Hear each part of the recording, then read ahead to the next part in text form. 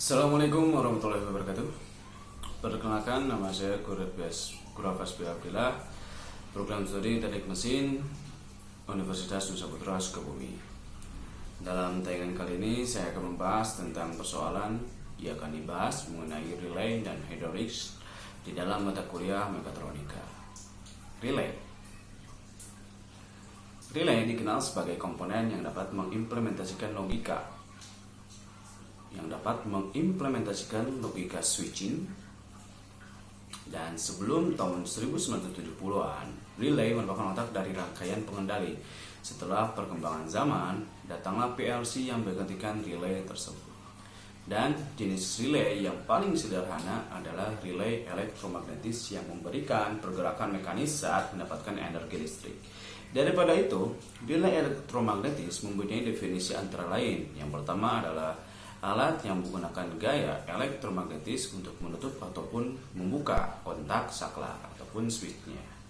Yang kedua adalah saklar atau switch yang digerakkan atau secara mekanis oleh energi listrik. Relay juga merupakan switch ataupun saklar yang dioperasikan secara listrik dan merupakan komponen elektromekanikal yang terdiri dari dua bagian utama, yakni elektromagnet atau coil dan mekanikal atau seperangkat kontak saklar ataupun switch. Relay menggunakan prinsip elektromagnetik untuk menggerakkan kontak saklar sehingga dengan arus listrik yang kecil atau low power dapat mengantarkan listrik yang bertegangan lebih tinggi. Sebagai contoh, dengan relay yang menggunakan elektromagnetik 5 volt dan 50 mA mampu menggerakkan armatur relay yang berfungsi sebagai saklarnya untuk mengantarkan listrik 220 volt. Selanjutnya, pada relay pun mempunyai kontak point atau relay kontak point yang terdiri dari dua jenis, yaitu yang pertama adalah normally closed, yaitu kondisi awal sebelum diaktifkan akan selalu berada di posisi close ataupun tertutup. Yang kedua adalah normally open atau no, yang kondisi awal sebelum diaktifkan akan selalu berada di posisi open atau terbuka. Nah, untuk prinsip kerja dari relay tersebut yakni, contohnya adalah adanya sebuah besi atau iron core yang dililit oleh sebuah kumparan coil yang berfungsi untuk mengendalikan besi tersebut. Apabila coil diberikan arus listrik, maka akan timbul gaya elektromagnet yang kemudian menarik armatur untuk berpindah dari posisi sebelumnya NC ke posisi baru. Nah, sehingga menjadi saklar yang dapat mengantarkan arus listrik di posisi barunya.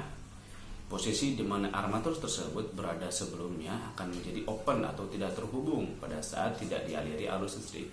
Armatur akan kembali lagi ke posisi awal dan coil yang digunakan oleh relay untuk menarik kontak point ke posisi close pada umumnya hanya membutuhkan arus listrik yang relatif kecil. Selanjutnya, fungsi relay memiliki 6 kegunaan.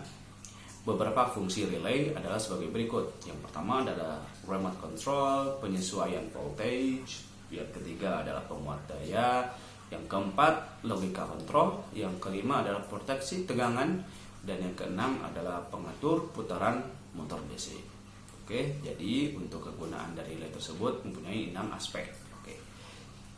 Selanjutnya, kita lanjut ke arti pole dan throw. Pada relay, karena relay merupakan salah satu jenis dari saklar atau switch, maka istilah pole and throw yang dipakai dalam saklar juga berlaku pada relay.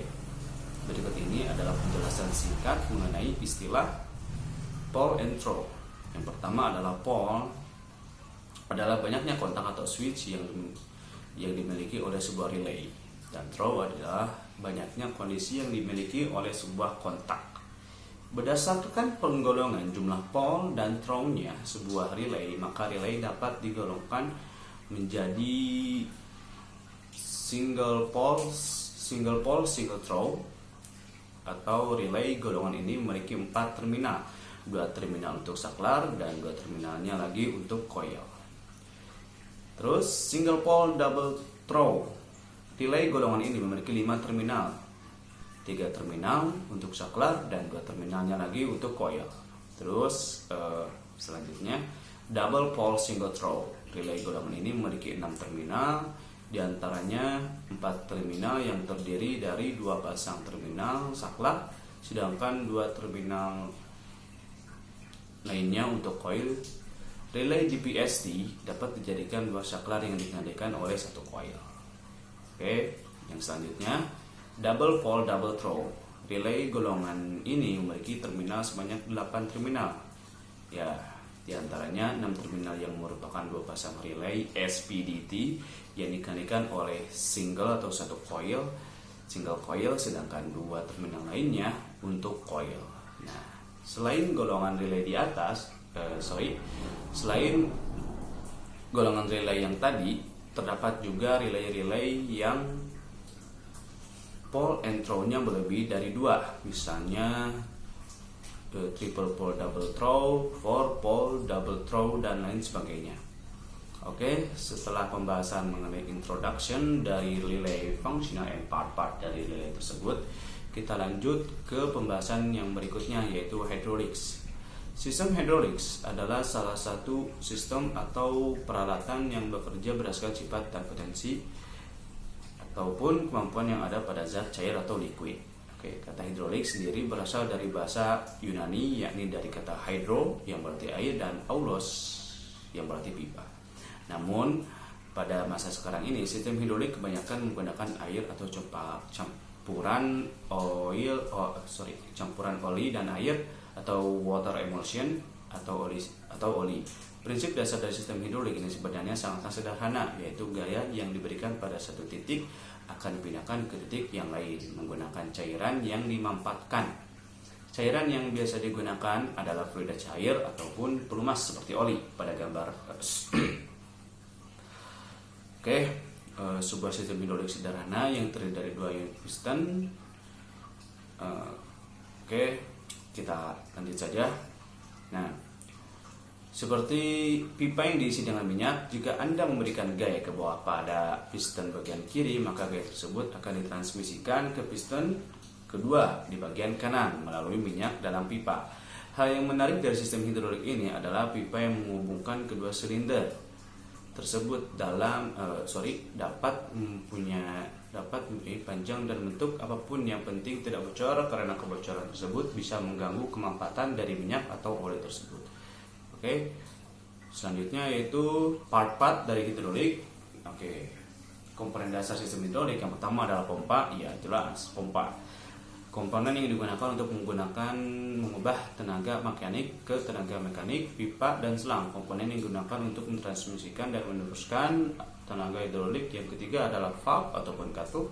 Komponen yang berfungsi untuk mengatur tenaga hidrolik, sedangkan yang keempat silinder hidrolik dan motor hidrolik. Komponen yang berfungsi untuk merubah tenaga hidrolik ke tenaga mekanik. Oke.